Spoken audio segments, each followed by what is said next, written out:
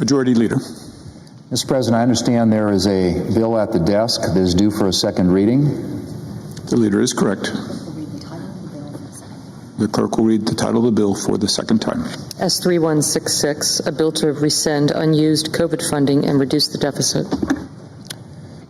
Mr. President, in order to place the bill on the calendar, the provisions of Rule 14, I would object to further proceeding.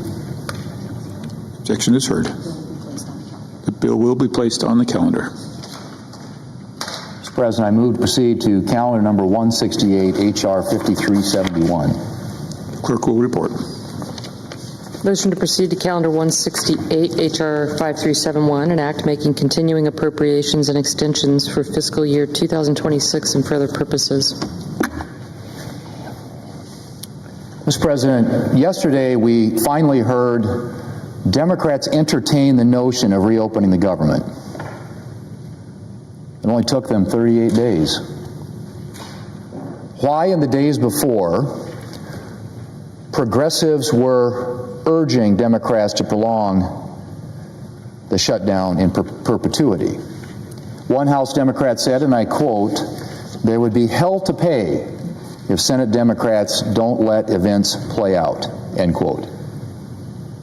And so I'm glad to see Democrats, after 38 days, back down from the maximalist and frankly insane position they've held since September. The Democrat leader's proposal is a non-starter for the Republican majority. The Democrat leader wants to believe that this is a, quote, simple proposal, that it is some sort of compromise, but it is not. He's talking about throwing tens of billions more taxpayer dollars at a program that even Democrats admit has failed to lower health care costs. The American people are tired of Washington taking their hard-earned money and spending it on costly government programs that fail to follow through on their promises. Of course, that's what Democrats have been doing for years with Obamacare. They passed Obamacare 15 years ago without a single Republican vote.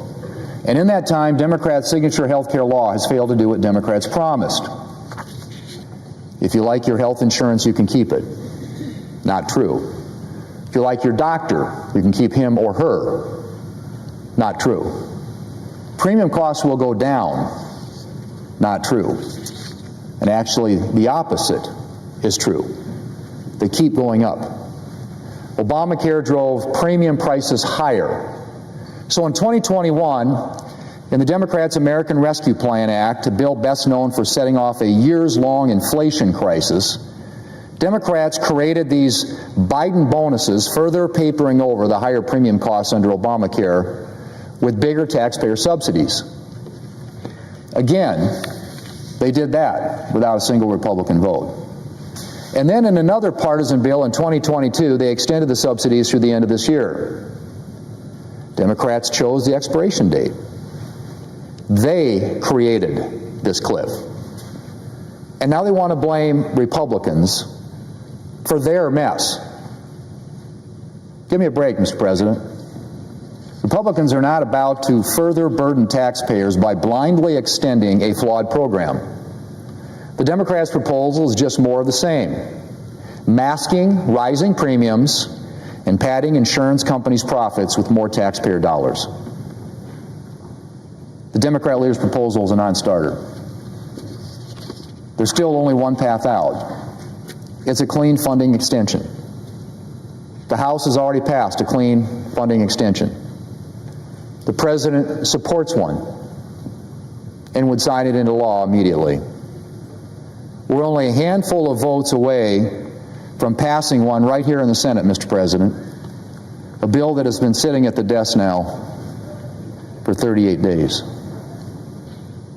We reopen, and then we can start talking about addressing the health care mess that Democrats created. Mr. President, I know that Democrats know this. Just yesterday, the Democrat whip came to the floor to say something that I've been waiting for a Democrat to say for a long time. He said that the first thing we need to do is reopen the government, then address the cost of health care and advance appropriations bills. I've been saying that for about 6 weeks now. And I think that's exactly what we need to do today. And so I hope the Democrat whip and others in his caucus will join the 3 Democrats who have been supporting a clean continuing resolution, the only bill that can actually end the shutdown. Mr. President, I'm glad to see that after 38 days, Democrats are finally warming up to the idea that their shutdown can't go on forever.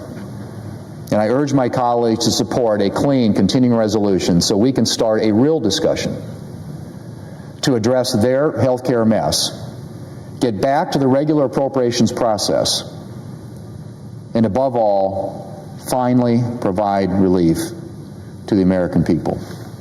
Mr. President, I yield the floor, and I suggest the absence of a quorum. Clerk will call the roll. Ms. Alsobrooks.